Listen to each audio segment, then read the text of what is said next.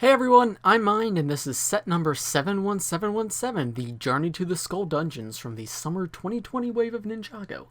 I don't know how many pieces this set has because I have non-US boxes, but I believe this will retail for $29.99 in the US. Now, you may be seeing me posting this review and be like, did he even read the comments on the last video? And the answer is yes. Yes, I did. Now, here's the thing. Most of you guys suggested the bounty or the big skull. What's it called? The Skull Sorcerer's Dungeon. Great sets, can't wait to review them. Thing is, as you can see here, this $30 set barely fits in my light box. I can guarantee you those ones are definitely not going to fit in my light box. So here's what I'm doing. I ordered a nicer photo background that's a little bit bigger.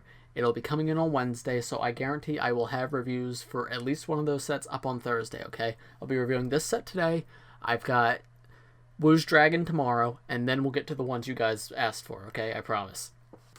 Forgot to include the spinner and the lives there. Whoops. There they are.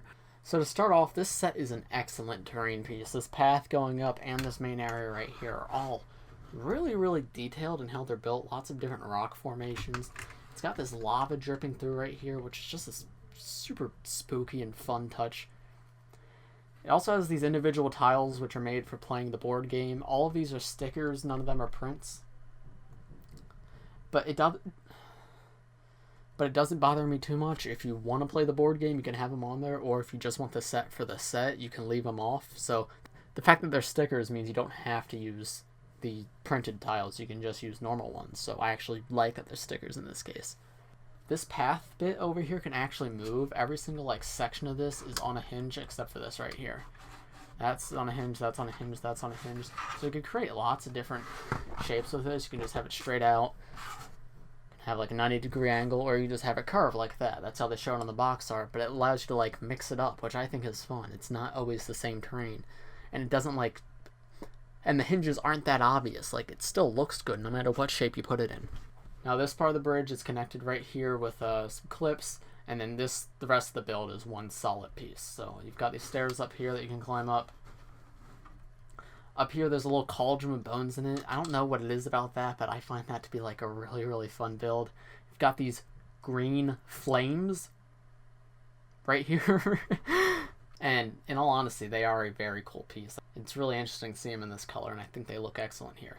I love this new sword piece. We'll take a closer look at it when we get to the minifigures, but it looks excellent. I also like these broken down boards here. There's a gem beneath. You can actually move this one up and down to have it hidden or showing. And then there's this cage hanging from the side, which if you turn this, you can have it go down. Now if you turn this set around, there's even more to be seen from the back. There's this blue crystal right here, the ones from Power Miners back in the day. I really like this. Maybe it's just because I grew up with Power Miners, but I like seeing these again. You don't see them in blue often either. Usually they're green. So I like this piece. And it just goes right here on a jumper. Coming over here, there's this little bed here. It kind of looks like a Minecraft bed, but in dark red. It's fun. It's cute. I like that you just have this area to keep your figures. I guess you'd put the villain back here. And then, again, there's the cage. There's the back of this mechanism here. There's the gem that we saw before, and if you couldn't tell, this cage does open up from one side. And if you move the weapons, you can fit a ninja in there, so that's pretty cool. Set also comes with this little area right here to hold your weapons and the lives for the board game, I suppose. I have not looked into the rules of the board game. They are included in the boxes, but I've been focusing on building and getting these reviews out. If you'd like to see a video of me trying to figure out how the board game is played and letting all you guys know, let me know in the comments. But yeah, this is the little build here for I suppose the lives and to keep your weapons and everything. And here's the die spinner thing. It's got 3 different numbers, 1, 2, and 3, and then it's got 2 different symbols, skulls and hearts. This spinner actually uses a stud on the bottom instead of one of those rounded pieces every other spinner does, so that's really strange to see. But surprisingly, it spins very well. Let's see if I can do it with my hands off to the side. There you go. So I could do a little bit better of a spin if I wasn't on the side of the camera. If I was directly in front of the spinner, it'd be a little easier to do. But this spins really, really well. And like most spinners, you can put a figure inside it. It's not necessary, but and put the figure in like that, and then you can spin it with the figure in it. It's sure, that kind of worked. So there's 4 minifigures including this set, and 3 of them are ninja, which is very strange to have 3 ninja for $30, but I am not complaining. So for our first 2, we have Lloyd and we have Jay. Jay is not my favorite. I don't love how he looks. It's just sort of the Secrets of Forbidden Spinjitzu robes with just a little bit of silver on top. I mean, that's what all the suits are, but I don't feel like Jay's does enough to differentiate itself. It has the same legs as the Secrets of Forbidden Spinjitzu suit. The armor looks good and the hood looks good, but I don't know. I don't love the printing there on the torso. Lloyd I like a lot, though. He looks a lot better in person than in pictures. New leg print, new torso print, and very detailed on both. I like how the silver works with the green. We usually see Lloyd in gold instead of silver, so I like that we got a silver Lloyd for the first time in a while.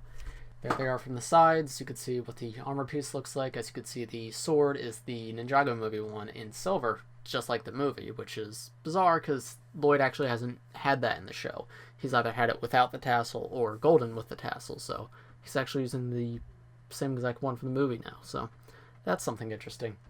Jay has a mace here, and I like this build a lot. It's simple, but it works, and I don't know, it fits this like medieval theme for this wave. And then there's the figures in the back. As you can see, they come with clips to hold their weapons. I love that. The clips aren't like a new piece, but I love that they didn't just give them katana holders like every other suit, because Kai is the only ninja to still use a katana, so I hate that none of them can make use of their armor. But you could put any weapon on the back here. I guess Jay's wouldn't work so well, but like Lloyd, you can have him carry a sword on his back and turn him around. Like, that looks pretty good. And there they are with their armor removed. You can see their back torso prints. I don't know if anyone's seen these yet, so there they are. Same face prints that they've had since the movie, so they've been rocking these faces for like 3 years at this point. I think you all know them. And there's what the shields look like. They're identical. All the Silver Ninja have the same shields, so this set only comes in Silver Ninja, so you get 3 of the same shield, but I like the design here. It's a giant dragon face. I think it looks pretty good. And then there's the torsos from the front without the armor on. So here we have Hero Nia, and we have Murt. That's this character's name. I really, really like this Nia suit. She seems sort of Viking-inspired, if that makes any sense. She's got this fur here and this, like, brownish arm. I really like how that looks. It's very unique from the other ninja, and it's unique to her color scheme, too, but I think it works perfectly. It really fits in with the blue and silver. Murt here uses the Hunted Hunter's armor in brown, which I'm surprised to see that piece that's being reused, but hey, it works here and it looks really good, so I like it. Nia's also got new leg printing. Jay didn't have it, but Lloyd did, and so does Nia. There they are from the back. There's what that armor looks like from the other side. That's usable from both sides, so that's something to keep in mind. Same clip on the back like Lloyd and Jay had. It works. I'm happy to have it. You could put a spear on her back. And if you couldn't tell, Murt has Nadikon's hair, but with a brown hair tie. And everything off. There we go. There's those figures, everything removed. We've got blue on Murt's head here and throughout his body. It's kind of unnecessary printing, but hey, it's extra detail. I'll take it. It looks good, but they really didn't need to do that. They could have just made them all green, but I like the look. Nia's torso looks excellent from the back as well. I love the silver here. It's shiny if you can't tell. Like, excellent. Very well done. And it continues that, like, fur throughout, which I like how that looks. Same shield on Nia as with Lloyd and Jay. And then there's the figures in the front with everything removed. And if you couldn't tell, that is the standard Nia face. Oh, and as promised, here's the sword. Having it in person is a lot thicker than I expected. I thought it was a much thinner blade, but it's actually very wide, and I like how it looks. It's got this little skull on the bottom, which is, like, incredibly detailed for LEGO, because you know how their skulls look, and they usually stick to LEGO skulls instead of realistic ones, but that's, like, a very small, very realistic skull there. I like how it looks. And then there's its size compared to the minifigure. It's about the same height as a standard minifigure, so yeah, it's a very big sword. I think this set is quite good. In terms of size, it is a little small for a $30 set, if that makes any sense. I've been buying a lot of LEGO Minecraft recently, and the $30 LEGO Minecraft sets are much bigger than this. But the difference is LEGO Minecraft sets are very, like, flat and blocky on purpose, while this set has very intricate detail for a $30. So, like, the terrain is very real, very, like, jagged. It looks excellent, so even though the size is not necessarily what I expect from a $30 set, the detail is way outweighs that. So I think it is definitely worth the money, and the piece count, I believe, is worth the money. I believe this is less than 10 cents per part. I'm not positive. Minifigure selection here is great. It's a bit weird that it's 3 ninja and 1 villain. They don't usually do that. They usually have the villains outnumber the ninja, so 3 to 1 is odd, but getting 3 ninja accessible in a $30 set is pretty nice, and especially Nia being one of them, because she's usually the hardest one to get. But those are just my thoughts. Let me know what you guys think in the comments below. As I said earlier, if you want to see me like try to play the game, let me know in the comments. I will do that after I'm done all of these reviews. Please subscribe if you enjoyed this, because I am working hard to produce all of these. I'm building these sets, and I'm trying to get them up as soon as possible. So subscribes and likes and comments, they all help out. They help motivate me to keep going, so I'd appreciate that. And I think that's all I have to say here. Thanks for watching, everybody. See you soon.